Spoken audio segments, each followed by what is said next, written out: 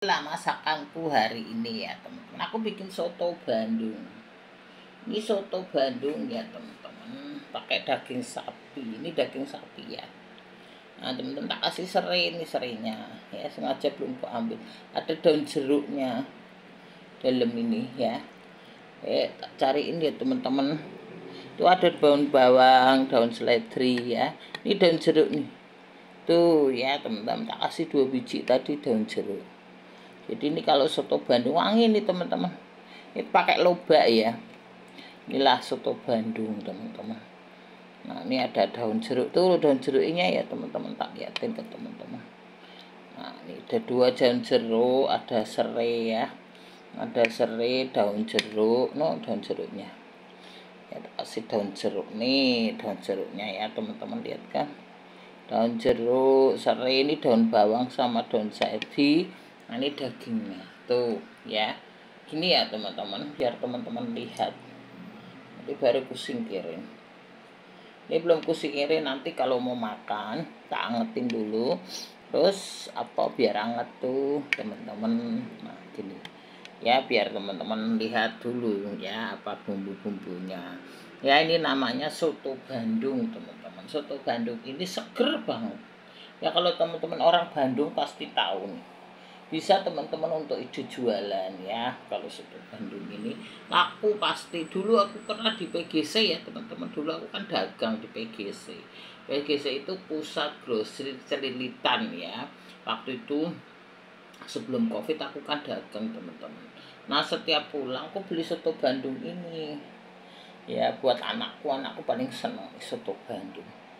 Nah, pakai daging begini, ini dagingnya daging sapi. Tapi kalau yang orang dagang itu dagingnya nggak daging ya, dia pakai sengkel-sengkel, pakai gitu, tambah seger, tambah enak teman-teman. Ya kalau teman-teman nggak khusus daging, ini kan aku tadi khusus daging. Kalau teman-teman mau yang nggak ada sengkel-sengkelnya, ada itunya, ini tadi tak kasih jahe itu jahe ya teman-teman, supaya nggak amis ya. Kalau teman-teman mau yang pakai sengkel-sengkel itu lebih wangi karena dia kan dagang. Kalau dagang tuh kuahnya pakai tulang-tulang, sengkel-sengkel kayak gitu ya teman-teman. Wah itu mantap teman-teman. Tuh kalau teman-teman ada kacang ya, kacang tolo ya, kacang tolo atau kacang yang kecil-kecil tuh yang buat tempe itu loh ya teman-teman, dele ya, kacang dele. Nah teman-teman bisa ditaburin kacang dele, aku kan enggak ada. Di soto Bandung ini seger banget teman-teman, bisa untuk ide jual gampang kok teman-teman ya. Dagingnya direbus dulu. Kalau sudah empuk, teman-teman potong-potongin dagingnya pakai tulang, pakai sengkel-sengkel gitu, biar wangi gitu. Terus teman-teman kasih jahe ya teman-teman, bawang merah, bawang putih, jahe, lada ya teman-teman, pakai lada. Nah setelah itu teman-teman masuk ini apa jenenge, lobak, pakai lobak ya. Nah taburi itu delenya digoreng dulu, mantap. Dele tempe itu loh, yang buat tempe dele putih itu teman-teman, goreng kasih garam dikit. Wow udah nih mantap nih teman-teman. Tadi aku tak bumbui kayak reko tuh 1 bungkus ya, mantap banget teman-teman. Ini untuk ide jualan yang teman-teman UMKM, monggo ya, seger teman-teman. Kalau di Jakarta ini kan panas ya. Ini aku bikin dulu, aku setiap pulang dagang anakku minta, "Mah beli soto Bandung ya." Anakku suka, kecilnya anakku suka makan ini teman-teman. Kalau mau angetin gampang, ditaruh di rice cooker juga sudah anget teman-teman. Ini kan sudah matang. Kalau nanti mau makan teman-teman diangetin sebentar. Kalau enggak teman-teman taruh di rice cooker biar dagingnya tambah empuk ya teman-teman gitu. Oke, itu soto Bandung. Nah aku yang satu ini aku bikin tadi tahu. Ini aku belum bikin tahu bacem, cuma agak remuk sedikit karena aku pakai tahunya terlalu lembek. Harusnya tahunya aku goreng dulu tadi, cuma nggak goreng langsung aku bumbui. Jadi tahunya agak lembek, enggak apa-apa. Gini ya teman-teman, kalau teman-teman ini harus tahunya digoreng dulu kayak gitu ya, karena tahunya nggak aku goreng jadi rodok lembek-lembek kayak gitu ya. Gini ya teman-teman, ini namanya baceman ya. Baceman itu bawang merah, bawang putih ya, pakai kunyit dikit, Tadi aku pakai bumbu marinasi itu loh teman-teman, kan sudah mengandung kunyit. Nah, teman-teman bisa tambah kecap, sos tiram kayak gitu ya. Nanti teman-teman rebus dulu sampai saat baru digoreng sebentar. Ya teman-teman, ini tahunya terlalu lunak, jadi teman-teman agak hancur sedikit. Orang popo gini, yang penting aku sudah tunjukin.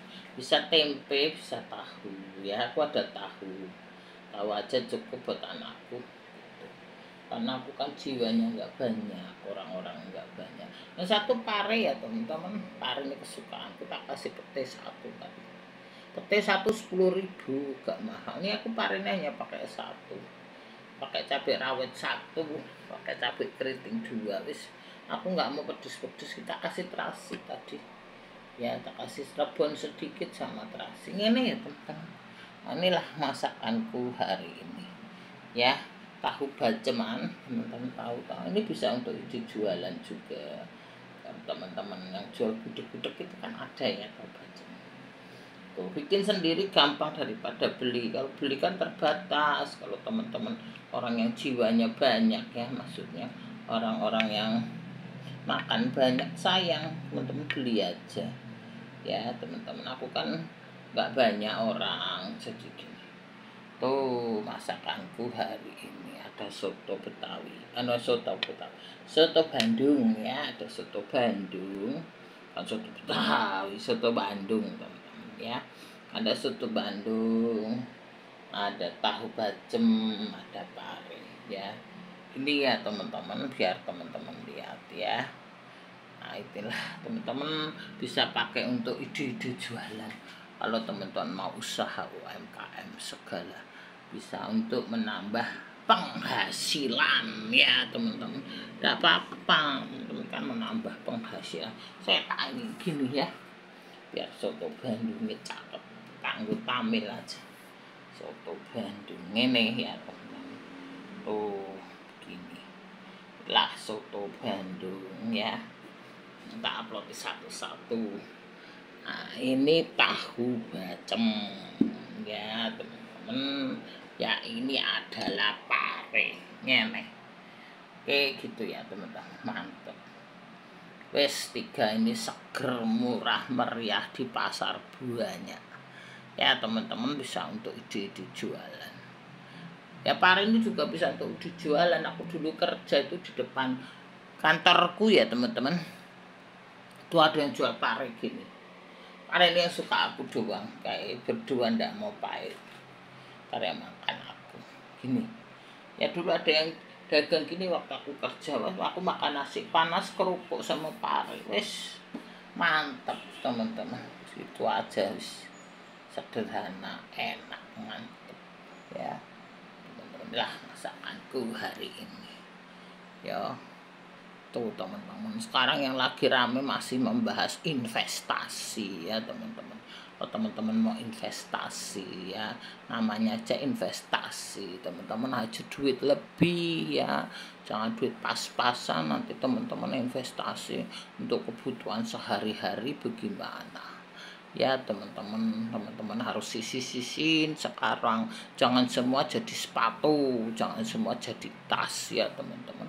Ya teman-teman disisihin untuk dana darurat ya, untuk investasi. Kalau kebutuhan mendadak ya boleh beli sepatu 1-2. Aku sudah lama nggak beli sepatu, terakhir lebaran kemarin. Jangan beli sepatu terus ya teman-teman, jangan beli sendal terus, jangan beli tas terus. Sudah baju ya sudah lebaran, sudah setahun sekali aja. Jadi teman-teman disimpan-simpan ya, sekarang nyari duit susah ya teman-teman. Sehingga teman-teman harus ada simpanan. Kalau sewaktu-waktu butuh ya teman-teman, semuanya kayak gitu ya. Kalau teman-teman yang invest properti itu juga penting ya teman-teman. Oh harga apa, nilai uang itu kan inflasi teman-teman, nanti nggak mengejar. Kalau teman-teman belum beli rumah ya, teman-teman kan bisa kredit, bisa DP, bisa kredit, nanti nggak mengejar teman-teman. Daripada uang kontrakan itu teman-teman kasih pembeliannya, kasih penjual kontrakan ya teman-teman, pengontrak. Nah teman-teman daripada ngontrak teman-teman, uang itu teman-teman untuk cicilan kan bisa kayak gitu teman-teman, daripada teman-teman nanti nggak kekejar teman-teman ya, itu sudah nggak bakal ngejar. Sekarang rumah 2 lantai itu udah 1 M lebih teman-teman ya. Kalau rumah 1 lantai udah 900, 800, 700, itu di mana-mana di Jakarta ya, ini pasaran di Jakarta ya teman-teman. Kalau di pelosok-pelosok ya lebih murah, tapi kalau pelosok-pelosok ya nggak ada gunanya. Kalau teman-teman mau strat bagus, lokasi bagus ya teman-teman bisa naik terus ya, memang teman-teman harus ambil kota Jakarta kayak gitu teman-teman ya. Kalau masalah di Depok, di Bekasi ya memang murah ya teman-teman, tapi ya teman-teman nanti kan jauh kalau pekerjaannya di Jakarta, jadi teman-teman bisa hemat ongkos ya kayak gitu teman-teman. Kalau nggak nyicil-nyicil begitu nggak bakal bisa punya rumah teman-teman ya. Aku dulu punya tetangga Pak Guru itu ya teman-teman, itu juga gitu, dia mau beli rumah, dia nabung 200, rumah udah 300, nabung lagi 400, 300, rumah udah 600, nabung lagi 600, rumah udah 700, 800. Akhirnya mau nggak mau dia kredit teman-teman ya. Kebetulan bapaknya Pak Guru ini dulu langganan sembako suamiku ya. Aku kan dulu dagang sembako suamiku di pasar ya. Nah bapaknya ini ngobrol sama suamiku, akhirnya dibantu suamiku diajak ke BRI ya untuk kredit bank gitu, karena dia kan nggak ngerti gitu. Jadi suamiku membantu dia cara-caranya, akhirnya dia dapat rumah sampai sekarang. Coba saat itu dia nggak beli, sekarang udah nggak bisa beli lagi, sekarang udah MM-an lebih teman-teman. Malah kemarin dia sempat renovasi rumahnya ya teman-teman. Jadi dari yang dia nggak ada, nggak punya ya, jadi dapat rumah bagus kota Jakarta sampai dia mampu renovasi ya teman-teman. Kalau nggak berusaha begitu teman-teman selamanya nggak punya rumah teman-teman ya.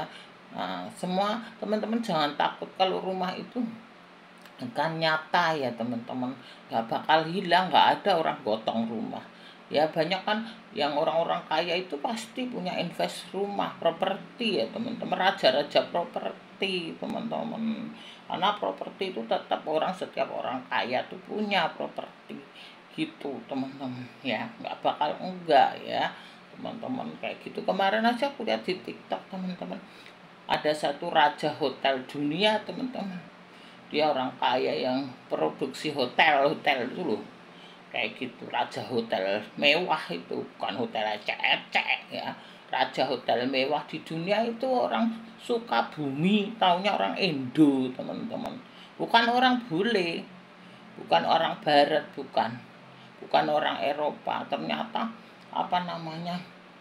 raja hotel mewah itu ternyata orang Sukabumi, orang Indo teman-teman, orang kita teman-teman. Jadi waktu berapa tahun yang lalu dia kena naturalisasi itu gimana, dia sama keluarganya pindah ke Amerika ya, akhirnya dia jadi wartawan gitu loh, wartawan pembisnis di Amerika, akhirnya dia sukses ya. Bahkan dia punya hotel bagus di Thailand ya, hotelnya seluruh dunia ada hotel teman-teman. Di Bali dia juga punya, di Amerika punya, di manapun dia punya teman-teman, di Inggris dia punya, ini pokoknya dia raja hotel di dunia. Tapi sekarang dia sudah pindah di Amerika teman-teman, jadi dia warga negara Amerika gitu. Nah itu ternyata orang Indo teman-teman. Jadi itulah raja-raja properti itu, orang-orang benar-benar itu teman-teman ya, daripada teman-teman yang invest trading yang belum jelas-jelas itu ya teman-teman. Lalu yang trading itu ya teman-teman, itu kan yang satu untung, yang satu kan rugi ya. Mana misalnya kalau kita dalam penjualan itu kan dua-duanya harus untung. Kalau kita terjadi satu transaksi dua-duanya untung teman-teman ya. Kalau yang trading itu kayak kripto itu kan pasti yang satu rugi, yang satu untung, yang satu itu nggak, itu rugi kayak gitu. Jadi itu kan belum jelas ya teman-teman, seperti judi kayak gitu. Jadi teman-teman harus pelajari dulu. Aku tidak melarang ya, monggo aja, kan duit teman-teman sendiri ya tau. Cuma aku kasih tahu aja ke teman-teman ya, kalau teman-teman masih duitnya sedikit ya teman-teman, aku nggak ini ya. Nah, teman-teman seperti aku lah gitu aja, masih UMKM ya teman-teman. Teman-teman lebih baik investasi yang jelas-jelas kayak gitu. Ya emas boleh, properti boleh kayak gitu. Ya teman-teman. Nah, teman-teman kayak gitu. Jangan sampai kita ini karena halu ingin kaya ya teman-teman, akhirnya teman-teman kejeblos kayak gitu.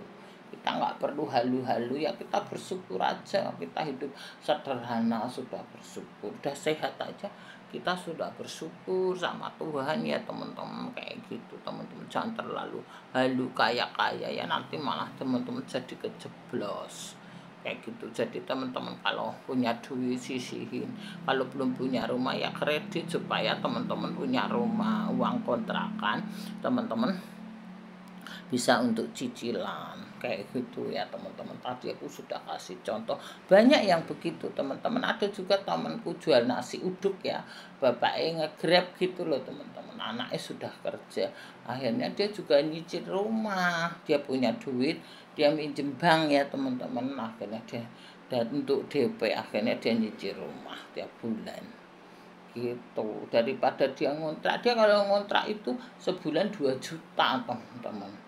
Akhirnya anaknya kan sudah kerja, jadi pakai nama anaknya gitu, karena pekerjaan ibunya ini nggak tetap kan, namanya jual nasi uduk suka kan nggak masuk gitu loh maksudnya. Terus yang Grab itu bapaknya kan juga nggak masuk, jadi anaknya kan kerja di tiap bulan kan ada gaji, akhirnya tiap bulan dia nyicil 4 juta kan lumayan teman-teman, dia dapat rumah, ngontrak 2 juta, duitnya masuk yang punya